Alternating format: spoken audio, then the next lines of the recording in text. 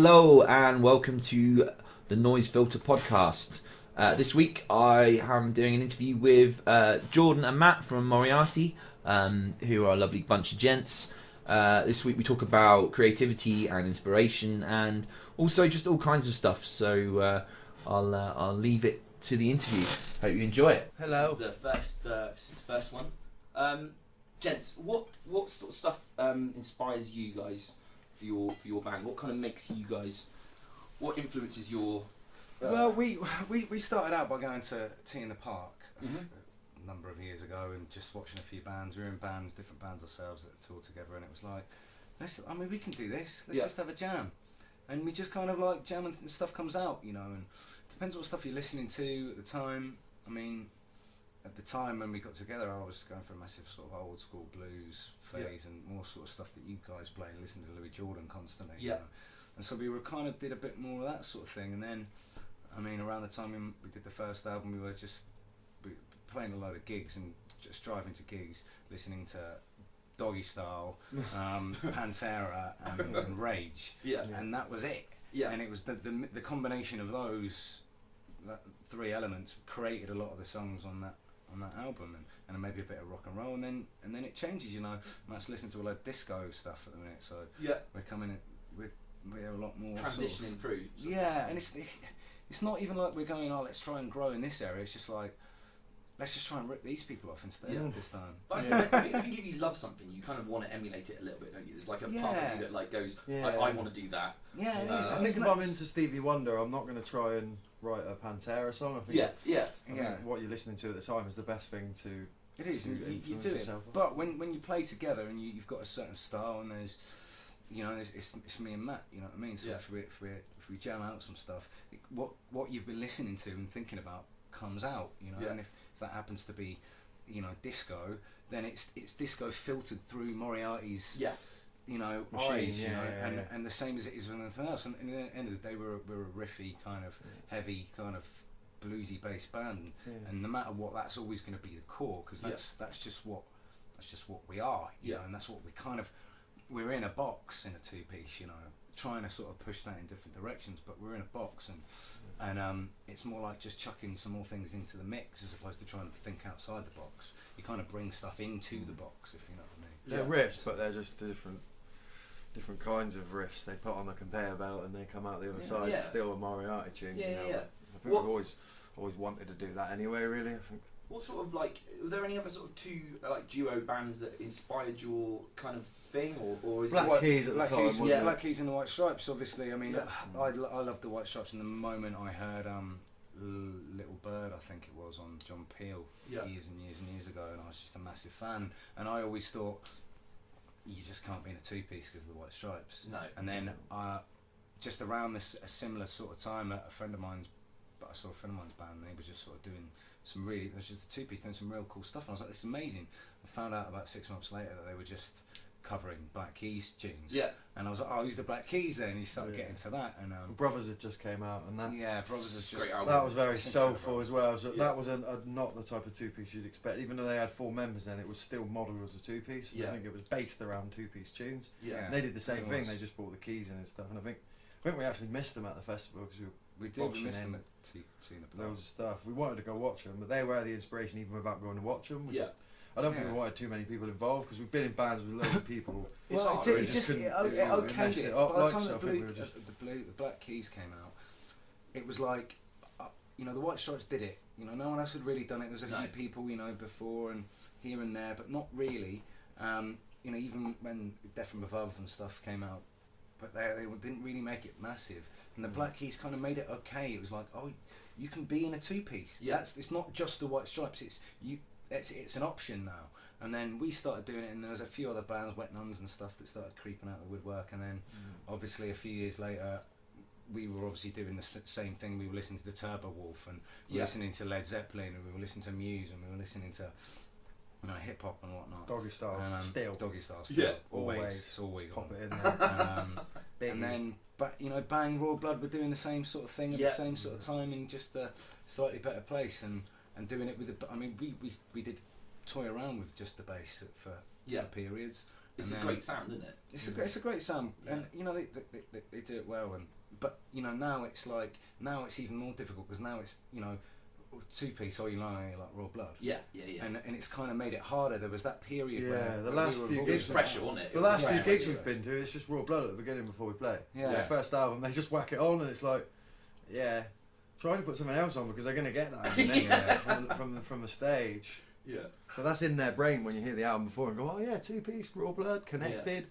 But we're not. It's poison chalice, isn't it? Almost. Yeah. It is. It did us really. You know, we were kind of, we were on the verge quite a lot really at that point, and Raw Blood kind of just were in the right place at the right time, and we were in Devon. Yeah. It's a killer, isn't it? Yeah. So that kind of leads me on to my next sort of thought. You're both kind of like Matt, you're Plymouth, and you're a bit further up. Yeah. So, do you think like being in a smaller place is problematic, or is it beneficial? Is it a good thing to have like that small town mentality, or is it a hindrance? Like gigging, it's harder, I suppose. I think it's a getting noticed is a lot harder, of course. Yeah. It is. I mean, I don't know. I think that bottom line is you can talk about what it means to be in a small town, have a small town mentality, what it means to be in a big pond with a lot of fish. Yeah. You know, bottom line is it comes down to the tunes and how big you think. Yeah. You know, if you're contained, I mean, there's a lot of stuff that we've done and I've done in my life where I sort of say, right, we're going to do this, and people go, well, you can't do that. Yeah. And I'm like, well, why can't I do that? Why can't I ring up someone that's in a massive band and say, do you want to come and play this with us? Why can't I? Yeah. Who's stopping me? Do you know what I mean? And people think, well, you can't because, well, you just can't do that. No. And you're like, that's the problem. Yeah. I mean, you've got to go, right, we can go on tour with, you know, a massive band, your favourite band. We can ring up, you find out who Liam Gallagher's agent is and see if we can sort of get support so we can just turn up. You know, it doesn't always work, but it's worth being cheeky. But your ability to say to yourself, we can do this if we want. Yeah. We just got to make it fucking happen. Yeah. And you can. But essentially, to make some damage, make some impact. I had a meeting with some guy in London a few years ago when we were sort of talking about moving up there, and it was like, you know, we were going to move up, and he just went, you know, there's this such and such a pub in Kensington next to Warner Brothers. Yeah. And he was like, right next to Warner Brothers, you know, you can play a gig in there and you're right next to Warner Brothers. He's like, but if no one knows who you are, no one's going to be there. Yeah. And he was like, and record companies, you know, they've got a big infrastructure, they've got a lot of money. Yeah. It's not a bother for them to send someone on a train to Devon if that's where you're making noise. Of course, So wherever it is, you've just got to write good tunes and be a good band and make something happen. And we hammered it down here a little bit, Cornwall and Devon, just because it was easier to get home at night. We can go back to work the next day. Absolutely. You know? And that's it. And going to London, it's demoralising because there's no one there. But really, you need to be pushing it everywhere. And if that's the way you want to do it, but what you want to do is do like Idols have done and go away for a few years. Don't care about anyone else. Write something that you are really, really happy with. Yeah. People will either like it or they won't. Yeah. If it's really good, people will like it. You know, and it will pull you along. And so whether you're in Teignmouth or London or, you know, the Outer Hebrides, you know, write some good songs and feel it. And when you go out and take it to a crowd, make sure that you're feeling it, and they'll feel what you're feeling. You're not pandering to people. No, I think in London you've got the room to play Monday to Friday. That's absolutely okay. You can play Monday, Tuesday, Wednesday. You can play to no one. But in any day of Plymouth, the week. in Plymouth, you play on Saturday, then you play on Tuesday at the same venue, then you play next Saturday. Yeah. You know, bands easily split up in small places because they get demoralised by, oh, my mates ain't at this one. Yeah. Because they were at the one Like last Saturday. Do you know what I mean? Yeah. But in London, you go Monday and you might have someone who'll go across the city to the next one. Yeah. But there's always going to be a new catchment of people Yeah. who might follow That's you. it. Down here it's harder because when you start out, you've got to smash the gigs and you play everywhere just so that someone knows who you are. Yeah. If that works, then you've got to get to a point where you start slowing down what you're doing, because we can't play in Devon, you know, 5 nights a week. No. Like you're saying, there's no way, because people You get just bored dry it out, instantly. don't you? Yeah. You've got to make it a big thing, you know, but you're at the stage that we're at. I mean, we're not massive, but people know who we are down here. Yeah. They don't in London. Like Matt's saying, we can play up there every day of the week, but again, playing in London is one of those things. You play there if it's going to be worth it if you're going to get paid. If you know there's going to be a good crowd there. You know, if you're looking to sort of get in with the music industry, do you know what I mean? You need to create a buzz and get these people at the show. Yeah. Otherwise, you know, we've been up and played to 3 of our mates who travelled across London to watch us on a Sunday night in North London. It's like, this was a waste of time. It's demoralising, isn't it? It's exactly what you said, and it's demoralising. Yeah. When you're demoralising yourself in your own city, you know, you've got... Yeah, and then that's the problem. That's what Matt's saying. That's when bands split up, because it starts to become not fun then. Yeah. And it has to be fun. Yeah. You know, otherwise... Because it's a grind, isn't it? Well, yeah. It's a It grind. is, and there are highs and lows, and people don't really understand that. You know, you can tell that to people. You don't really understand it until you've been in a van for, you know, 2 weeks and you're knackered and you're bored of playing to no one, and everyone says to turn it down all the time. Yeah, yeah. You know, it's hard, but then you do occasionally things crop up that are like, do you know what? This is why we do this. This is amazing. No one else gets the opportunity to fly around the world and play gigs, or to get asked to do this, that, and the other. And you're like, you know, all we've done is got together and had a bit of a laugh, and as a result, we're not, you know, our lives aren't quite as boring as they would have been otherwise. And totally. Maybe that's just enough. Yeah. You know, maybe that should be enough. What do you think? If you guys weren't doing this, what do you think you would do? What would your... It's a sort of a weird question. What would... Because like music's a weird thing, isn't it? And like you sort of go through the mill of, like you say, grinding out all these gigs. But like, if this wasn't an option, what would I would go to more gigs, I think. I would go to a lot more gigs than if I wasn't in a band. I would go to sleep a lot more gigs. than I do. yeah. Sleep. Yeah, you know, Netflix would have been boshed in a lot more. I reckon I would have got through a lot more seasons. Yeah, I don't know of that, but yeah, I mean, since I was working in a music studio, that was more of a part-time job when we were doing it. Now I've got a job where it takes a lot of my time on. The gigs become such a good, more of a laugh and more of an activity and more of a they're more fun again now. And it's a pressure release. You know, when we were doing it every day, and I had like £2, and you know I still needed to get sorted. Smoke and stuff, you know, you it can get there, but now I really enjoy it as a hobby again more as well. It helps me with songwriting, it helps me with enjoying the gigs, so it's probably more fun now than it was a couple of years. I mean, it's fun when you're doing it all the time, but we've had to slow down because life's changed. Life gets in the way, doesn't it? It does, and at the end of the day, you know, I've never been shy about saying that I wish I'd never picked up a guitar. Really wish I hadn't. I mean, it has completely ruined my life. Do you know what I mean? If I hadn't, then, I mean, my problem was I started playing guitar when I was about 11, and I saw that interview in Noel Gallagher where he was like, you know, I've got £80 million in the bank, I'm the biggest band in the world, and am I happy?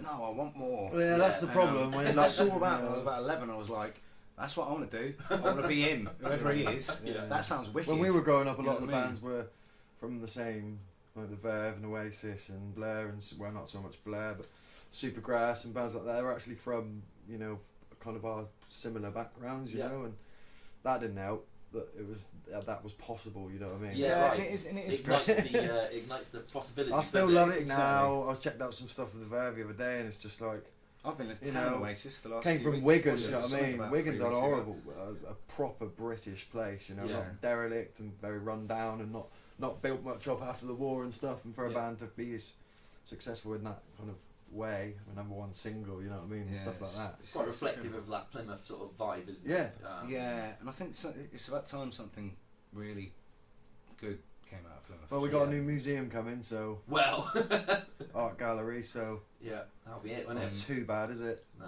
put us on the map. Slagging it off, but other than that, I mean, music is something we got to do now. You know, we passed the point where it was an option years ago, and now it's just something we need, because now you know we've got kids and jobs and all that crap, and you know, you need to not be in that, you know, and like I say, it's the little things that come along, like we just, you know, someone's just sent us a message, they want to come to Corfu and play a gig. Like, that doesn't happen to normal people, you know. No, it happens to it's people a bit special, isn't it? It happens to people that are in bands. It might not be like the coolest thing or the greatest thing ever when it actually goes through, but do you know what? It's pretty cool, you know. The promise of it is exciting, isn't it? Exactly, and coming, hanging out in the cool places and playing these big venues, and it's just mega. But if you know, I wish I hadn't bothered, because I'd have probably done something constructive with my life, like you know, like drums, science or something. Yeah. Science. I get that fear at some point that. Who do you know who's gone home with a bun? I ain't. Girls, not really. Science. Well, my dad's bought me a science kit. Peter Parker. That's what happened to Peter Parker, mate. He created. What's your webs. favourite poster? What's my poster of the periodic table? Yeah. There we go. No chance. Yeah. I get that fear. Every now and then that at some point, like all the time and energy that's been invested in music will be for nothing, and I will have wasted my youth. And I get that fear that like, Yeah.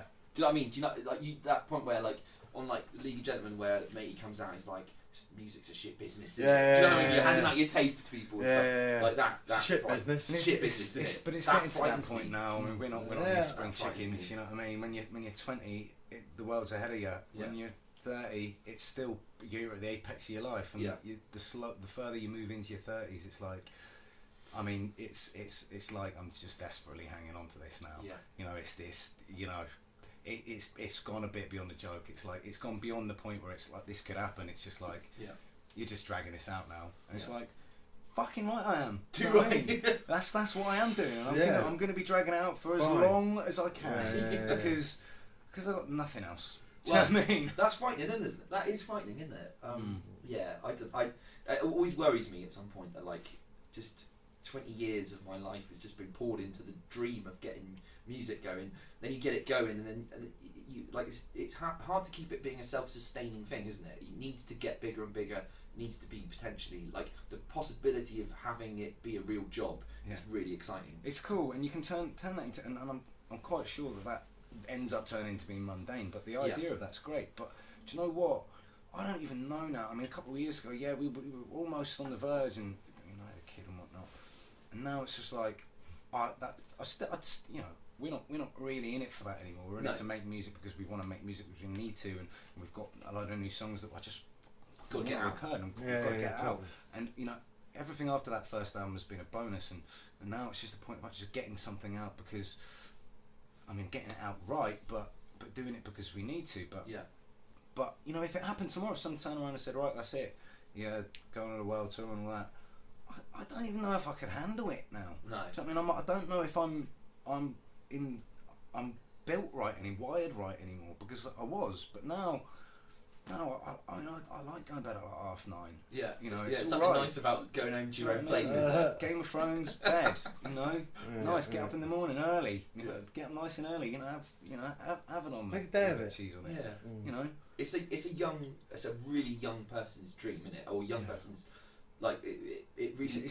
You're able to do it as a young person because you're able to be selfish, like sleeping in vans and being cold and being hungry and all that stuff for a bit, or just being all over the place. And then there comes a point as you get older, you kind of settle down, and that's why they say it's settled down. You settle and you want to kind of be in one place, but on the other hand, I still want to get in festivals for free. Yeah, I want to get in festivals for free, and I want to do it. Here we go. Yeah, I would take all that shit. I mean, as much as I don't think I could be asked to mission around, I fucking would. You know, I don't know if I could do it, but if it was on a plate and it was like, even if it was, you know, you got to join a band that you don't really like that much, and you know, you're not going to enjoy it, but how much am I getting paid? And where am I going? And what am I doing? I'm going around the world, and I can afford. I get paid more than I get paid now. Everything's sorted. Okay. And I'm going to do. Who's cool loading stuff. in the gear? They got people it's just for that. like, what Okay, they time don't have to do I lift leave? anything. Yeah.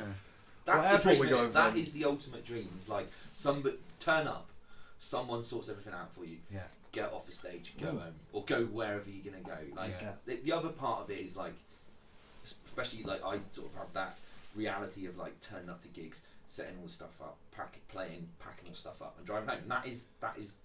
You're alright. You're a singer, mate. Yeah, I know, but like as a band, we have pop to the microphone down. Fuck off. I've done. That's what Joe from Idols does. Isn't it? Honestly, never seen him lift a lamp in my life. Where's my mic stand? Done. You know, I think it's. But I know what you mean. I remember a friend of mine who's in a very well, you know, successful band. The day they got signed, is the day he said, "That's the last amp I ever lift. Yeah, I'm not doing it anymore." Yeah, and it's an electric hasn't thought, lifted a thing since. No, it's a really exciting thought. It's nice. I mean, for me, that what would be amazing about it is just after the gig, not having to speak to people, and it sounds really arrogant, and really selfish and horrible, but it's not. Like when I'm at a gig, I love speaking to people, and particularly beforehand and all that type of stuff, but after, people are desperate to have a little word. Yeah. And that's the point when it's all right for you because you're getting pissed up and having a good time. I've got to load the van and drive home. Yeah. Do you know what I I mean? load the van as well. I do help. Do you know what I mean? You do. You're pretty good. Yeah, I've been in some bands with people that both of us have that do not do a single fucking thing. Something really nice about, like, I mean, I remember seeing you guys play and like coming up and chatting with you boys, and you were both like really sound as a pound, and like you didn't know who I was, and it was really nice to kind of have Clearly, a he chat. was not. Yeah, you should have happy gone with down for a company B. I'd have been like, "Ah, bloody hell, it's company B. Jordan, You'll be there now. get out of there. If you're at one of our gigs, someone will want to come up and talk to us. You'll go, don't bother. Don't bother. Give them 20 minutes. Yeah, well, But it's not nice. nice. It's not, and I'm never going to turn around and to anyone and go, no, I don't want to speak to you. No. And I'm really not, because I'm a nice person and I do want to speak to people. But it's like we played at the Barrel House the other day, and I saw my old boss. It's his birthday, and I really wanted to have a chat with him. And he caught me at the top of the stairs carrying down my 8x10 Ampeg cab, and it's just like, I've got to go, mate. Like, I want to chat, but. Get Like, your hands in the back of the amp. Do you know what I mean? Now is not the best time. I've got some guy I don't even know help me with this amp. I'm going down the stairs. It weighs about 100 kilos. Yeah. Do you know what I mean? Maybe not much, but it's like now I can't do this now. Yeah. You know, please just leave me alone for a bit. Let me pack the van. Yeah. You know, and then we'll have a chat now if you haven't hopefully gone home by then. Because I'll come find you. I'll find you you later. Yeah. I'll find you. Yeah. But no one's ever there after you've. No one cares after you've packed up. No, I mean, there's like a little magic. There's like a small time of magic, isn't there, where you are like. Everyone's still in the moment. Yes, you know? yeah. And it's perfect. It's great, and I do love that, and I wish that I could enjoy that. And maybe if you made it and you were successful, and someone else can fucking pack up all the gear and drive home. Then you can sit and talk to people. But people are looking at it, and you're looking at the gear going, oh God, that is going to take hours, and we are miles away from home. It's true, isn't it? It's Brilliant. absolutely true, because you just see the problem ahead of you, don't you? You can see the M5, yeah. But it happens every time, and you just deal with it. But the way I get around of it is I moan about it at every opportunity I can. Yeah, too right. On camera. Feel quite right too. No, it sounds bad, but I'm not a plonker. Okay. You guys have been here for a long time, and I suppose in some respects you've seen the distribution of music change from sort of like physical CDs to MP3s, and how does that business model work for you guys? Is that like something that's been beneficial? Like streaming works for us. Yeah. Spotify's been ultimately successful for us. A lot of plays, able to get it to people. South America seems to be picking up on it quite well. Yeah. And that has helped, big I saw time. people saying, I read some comments on your YouTube, and someone was like, "Come to America, come to Yeah, America. yeah, You guys would be awesome in America." And every time someone does do that, we reply with a comment, "How much?" We'll be there. Yeah. Well, no, I live in a one-bedroom flat in Los Angeles. Well, as long as you're not speaking to me, I'll be. Start saving. You pack down for me, it'll be fine. Yeah. No, it's cool. I mean, I've got quite a lot to say on this subject, to be honest, but I'll keep it fairly simple. The fact of the matter is that, like Matt's saying, Spotify and the internet has changed it for us. We can sell, we can bring in revenue from around the world. We can get our music out to people around the world. People are interested in us around the world. It's amazing. And really, that's the same for everyone. The playing field is leveled. So everyone can do it. And people moan about Spotify because they don't get paid very much. It's like, well, if you want more money, get more streams. If you want to get more streams, you need to do whatever you need to do to get that. You need to get in the right place. You need to write better fucking songs. That's the key. Wow. And they need to be spread out. And some people are lucky, some people aren't. But and years ago, we've lived through a revolution. The internet's a revolution. The music industry took a while to catch up, but it was full of money before. And now it's not. Which is why bands charge £100 to see them live, because there's no money in selling records. There's money in live, and it's shifted. And would it have been better before for us? Would it have been better? How does it affect us? The bottom line is, it doesn't matter. This is the way things are now. And you got to get with the program. 2017, baby. Well, Wake up. You make music, and you can now sit in your bedroom, write a song, record it, pop it on the internet. It can go around the world in seconds. That could never have happened before. But now, obviously, the big boys are much bigger, and the little boys are all, there's a lot more of them. Yeah. You know, because then anyone can do it. You can get a camera, you can do it on your make a video on your phone. So it really, what the kind of semantics and the infrastructure has changed dramatically, and it's really helps bands like us to be able to make a dent, and you know, be able to bring in enough money so you can make more music. You know, and it's you know, you couldn't do that before if you weren't really going. It was everyone's putting their own money into it, but you can make a little bit out of it so that you can afford to go into a recording studio and all that type of stuff. Yeah, and it's great, but you know, bottom line is, like I said, it's changed. You got to adapt to it, haven't you? And we can't really moan at the way things have gone. I'm really happy, you know, about the way it is, and it's really nice that, you know, people can hear us, and you can really, you know, you can do something, you can be creative. You can open an account in seconds. You just, someone's had to go in town to get your CDs, you know what I mean? He's like, exactly. I'll do that next week. Yeah. You can just go open an account on Spotify, pop a tenner in their account. Boom. You can have that album within, you know, let's call it 4 minutes. Yeah. You know? Pop out five minutes of your time. You know, so if anyone is watching, 5 minutes you can have to open a Spotify account. You know? Why not do it? Can do it for free with adverts as well. Spotify paying us for this? No, but they're I good. hope not. Spotify. Because it'll be a hell of a lot for them. There's a little. Yeah, you know. it is good. It's great, and it's the way of the world. So we're just enjoying being in it, you know. Yeah. What how do you guys write? Do you write and then come to Matt, or do you get together and jam and like sort of see? Or is it a bit of everything? It's a bit of everything, really. Matt writes stuff, turns up, gives me some sort of weird voice recording, tells me how it goes, and then I'll figure out the riff, and then we'll play the song together. Yeah. And that's how kind of Matt seems to do it. I do it in the same way. Either I've figured out something at home and come in. Sometimes we'll just, you know, get really stoned and just jam, you know, and stuff comes out, and then you kind of hone those stuff together. Sometimes I write a tune at home and it's fully formed.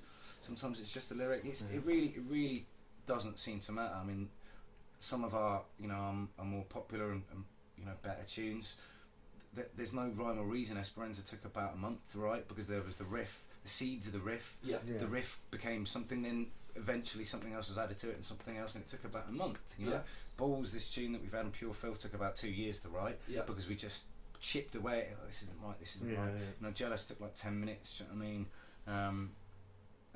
Bones took like 10 minutes. 24/7 and stuff on these. It's just stuff that I'll do with a voice recorder. Yeah. Get a basic kind of riff with my mouth, and then I can go on top of that. But once Jordan's got that riff in place, from the voice recording to the guitar, then we can get it down on another version of it, and then we can go from there. But I think early on we used to have a lot more time to. Jordan was single, I was single, so it was like it had a little flat, and I used to come up there for like a week or 2 weeks, and that a lot of the early songs were wrote together. Yeah. There wasn't a lot of that because we had a lot more. But now we might not see each other for 2 weeks. Yeah.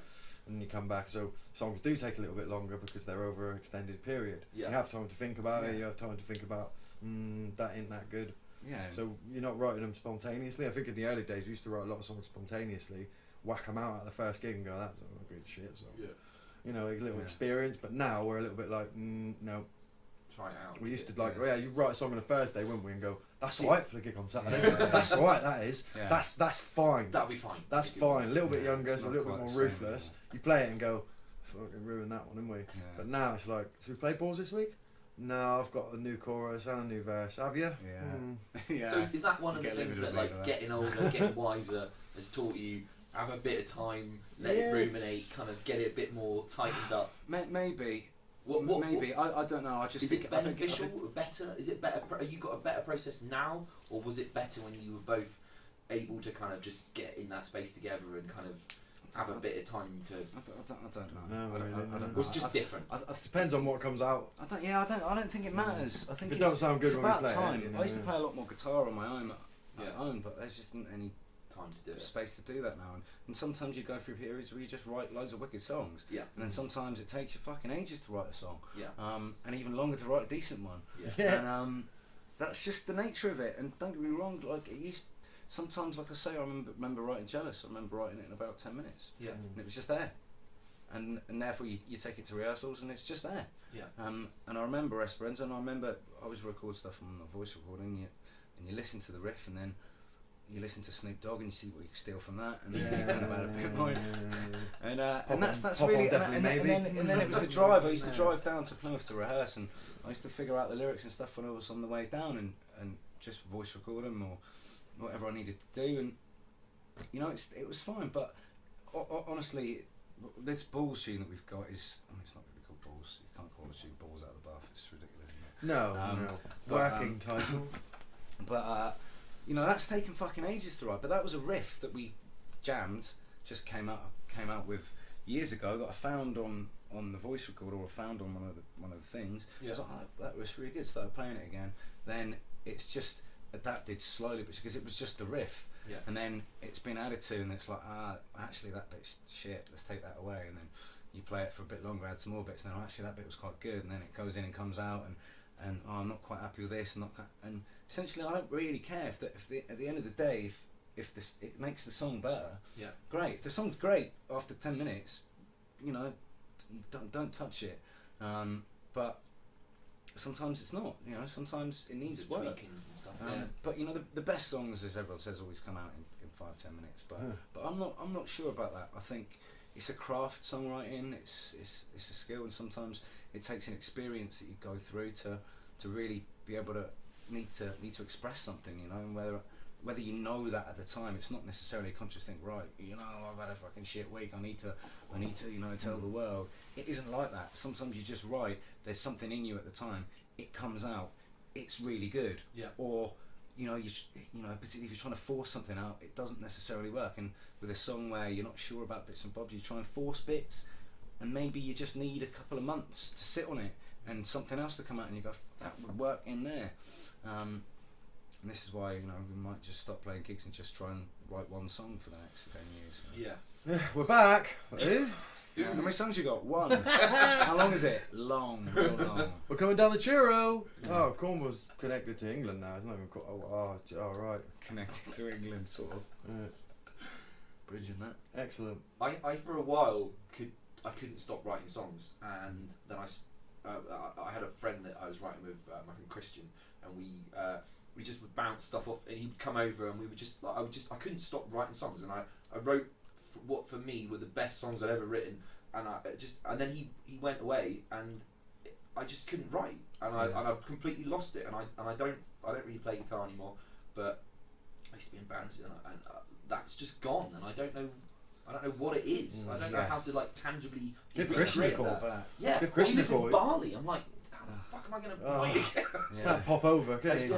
Just come down for a weekend. Well, it is hard, and you do lose it for a while. Yeah. And then it's about forcing yourself to write all the time, and you write a song. If you try and write a song every day, you know, you're going to write a lot of shit songs. Yeah. But occasionally you're going to be in that mood, and it's habitual, you know. And when you're in that mood, and Noel Gallagher again always said that there was that period, you know, between Definitely Maybe, or just around Definitely Maybe time, and What's the Story, and just everything he'd written was just amazing. Everything he wrote was amazing, because you're just in that mood, you've got the confidence, you're in that place where it falls from the stars, you know. But when you're really trying to force it and you haven't got anything going yet, it's this clog. It's really hard, and you can't ever write anything that's any good in those periods. But it's like trudging through a fucking canal of shit, you know. If you stop walking, you're just going to be in the shit. You need to keep going to get out of it, if you know what I mean. You need to keep dig your way out. Definitely. I would always advise anyone watching this to dig their way out of shit. Don't stop. Don't drown in the shit. Stop moving. S Club 7. Or if you fall down, you fall down the toilet and your ass is touching the little bit of shit you just did. No. Get out. Don't hang in there. Don't hang in. That is not a place to be. Yeah. Keep the nugget. Keep it on the side just in case you need it. Don't flush, whatever, up to you, but get out. Part of the reason I wanted to do this podcast is actually because of that very reason, that I can't write. I can't shit. You can't shit. You can't get out of shit. My own canal of shit. Yeah. But like it was a little bit like what I was interested to find out. How do people get that? What is that creative process for them? What is the how do you get inspiration? For me, it was like Seneca. it was something like, just get it through. But like for me, it was like misery, and like that was my vehicle of writing, was like just constantly being like unhappy. Shit. Some like something like that was the. You know, when I was little, when I was about 15, I was in like my own sort of metal band, and I progressively went through like phases of getting into more heavy sort of stuff, and then less heavy stuff, and like, but it's always been like miserableness that was my creative power. It's a good force, you know. It's very easy to write songs when you're in pain, you know, because it's a very visceral emotion. You know, essentially songs are about emotion. That's why people write about love and all this bullshit and fucking, you know, and pain, because it's clear, and love is a very visceral emotion, and as is pain. It's difficult, you know, to write. You know, Paul McCartney always said the Beatles write about love every single day. I mean, Lennon and Harrison always wrote about stuff that was going on inside them, and Harrison could never really understand how Paul McCartney could write songs like Obla Di Obla Da, or why, but but he couldn't understand it. Paul McCartney could just write a song about something, about a story, and I quite like not necessarily being all up front and writing about what, you know, is in my soul. I just want to write a story about something that's quite clever or something that's interesting, but it's hard to do that. I mean, it's really easy to do something when it's just I'm there. miserable or something. And it's already on your sleeve, and you just got to get it out, and that normally is misery. But you know, it doesn't always have to be, and it's also when, you know, you're in a new relationship, or, you know, you're loved up and that, and it's difficult to go, do you know what? Let's write a song, particularly if you the emotion when you need to get something out, and it's pain and it's misery. When you're suddenly in a happy space, you dry it up, you know. It's weird, isn't it? That is such a strange thing, because like, just you think that the power of love is so powerful that you would hope that you can kind of like transition into writing something.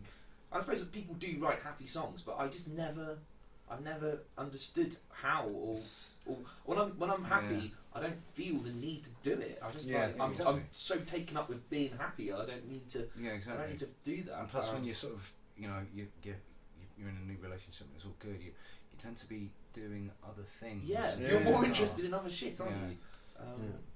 Okay, what?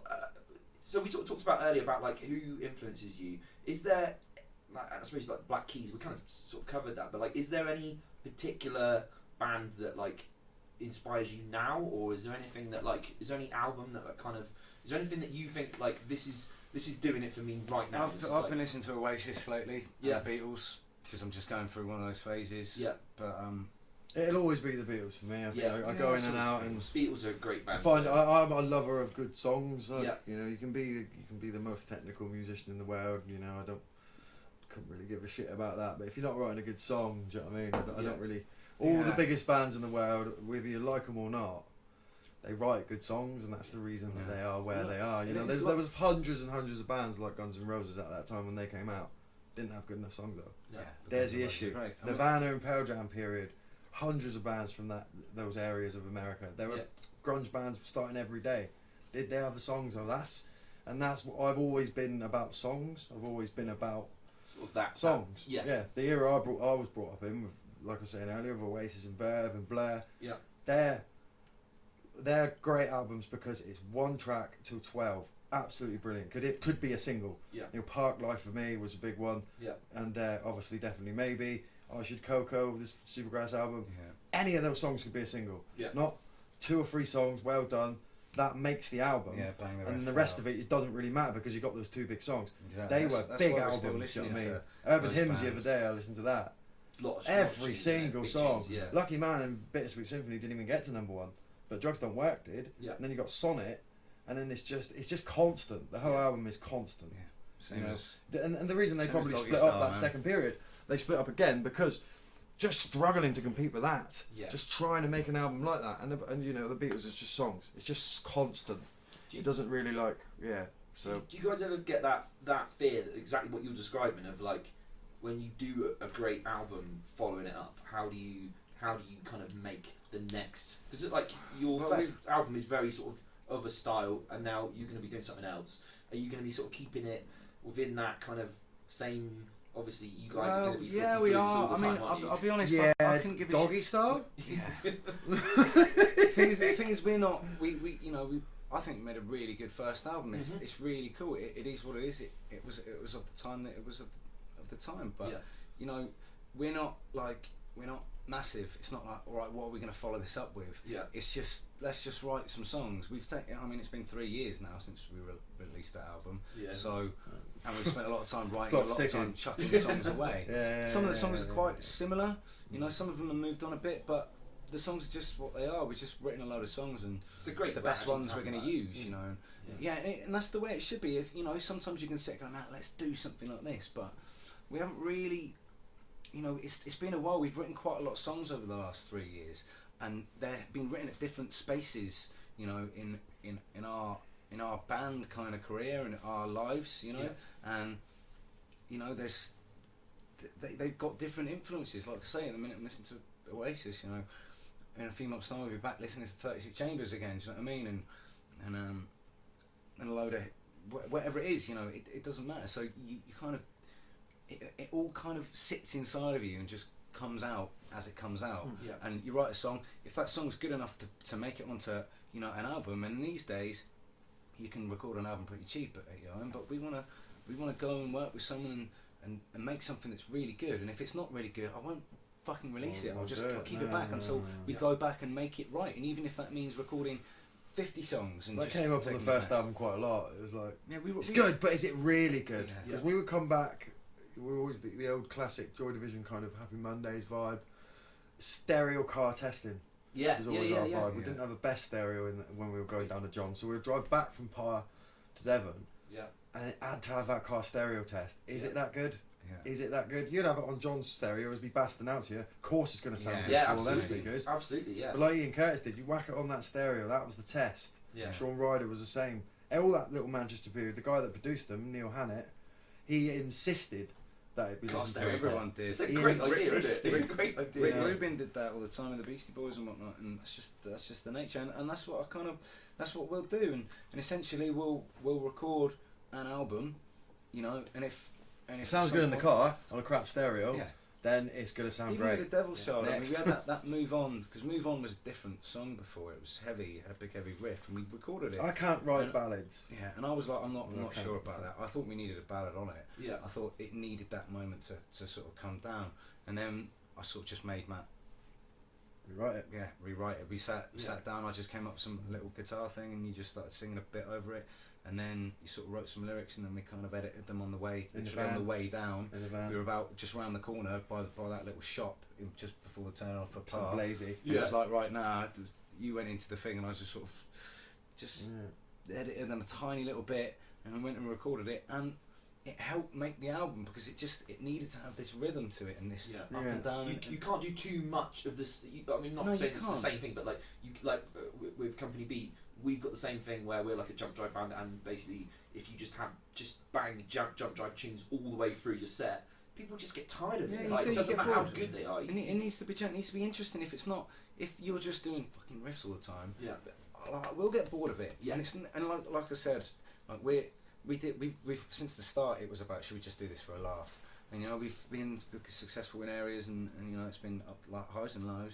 But essentially, we are still doing this for us. Yeah. It's still about us, whether we like it or not. If we like it, we'll put it out. And like with the album, like I said, I didn't think Move On was quite there. Moriaty, another one of our tracks that we played live. Very popular live. It was very popular. We played it all the time, and it didn't make the album because I didn't think it sounded good enough. Yeah. And that's the bottom line. We'll make the album, and if we get to the point, I'm like, well.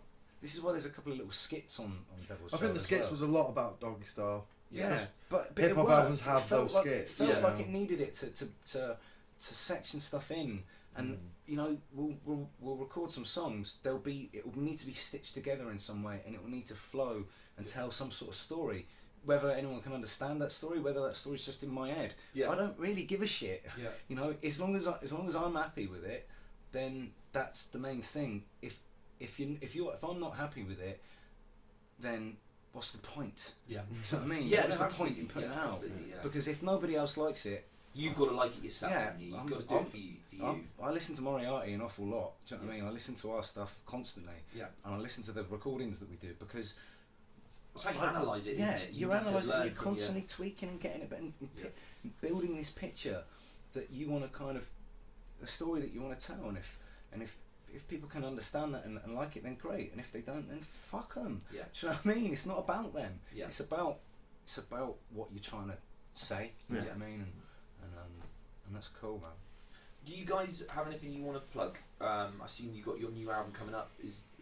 That's not really we're miles away. Miles away, but the new. If you come to any of our gigs, we are playing the new songs that will be on that album. You know, obviously, by the time this goes out, we are playing in St Austell tonight. But you know, it will be late. So do not go to St Austell Brewery tonight because we won't be there when this goes out. Right? So we just released the video for Garage.